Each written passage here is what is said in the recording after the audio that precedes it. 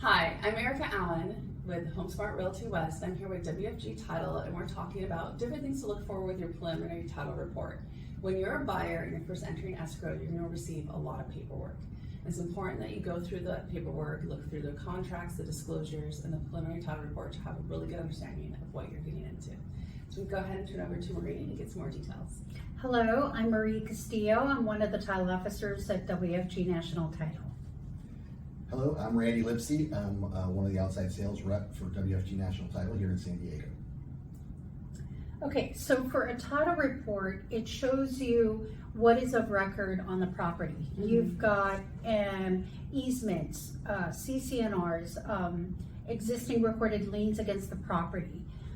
Therefore, as a buyer, you would want to see or take a look at what those exceptions are. The first part of our title report is always about the taxes, special assessments, that kind of thing.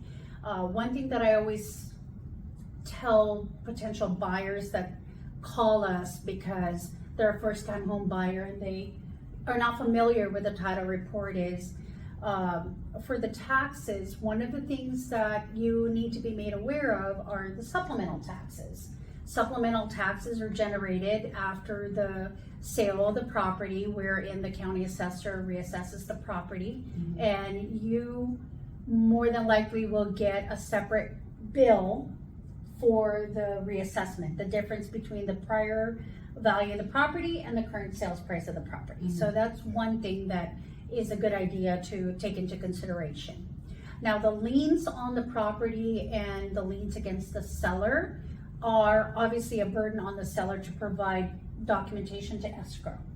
Please keep in mind that the recorded liens on the title report reflect the face value of the liens, not necessarily what the unpaid balances are. So if you've got a deed of trust on the report that's $800,000, it doesn't mean that that's how much the sellers owe. It could very well be a lot less or more, who knows, but that will come into light once escrow orders the demands.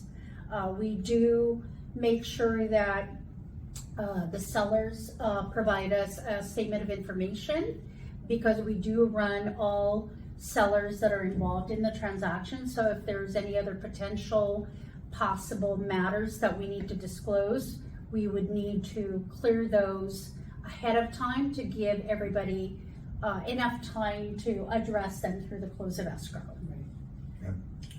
No, yeah, I would say that's the most important thing that I see is to remember that the statement of information needs to go to title. A lot of times, I can't tell you how many times it goes to escrow and somehow doesn't get till title till later, and the problem comes up where when you have a seller with a more common name like John Smith or Javier Hernandez, and there are a lot of potential issues that come up with that name, but it may or may not be that particular seller.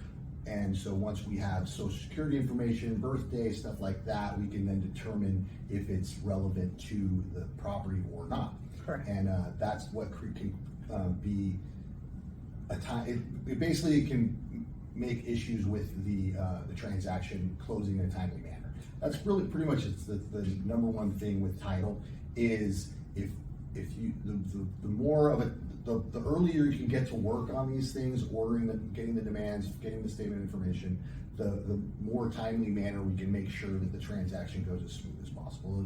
Being proactive is very important with this stuff. The other thing that I want to point out is for all purchase transactions, we plot all our recorded easements.